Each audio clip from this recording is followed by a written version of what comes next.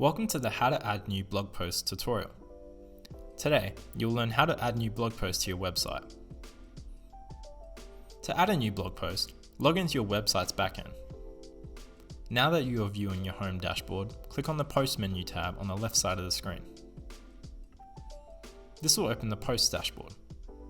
Here, you will see all existing posts. You can add a new post by clicking the Add New button at the top of the page. First, start by adding a post title.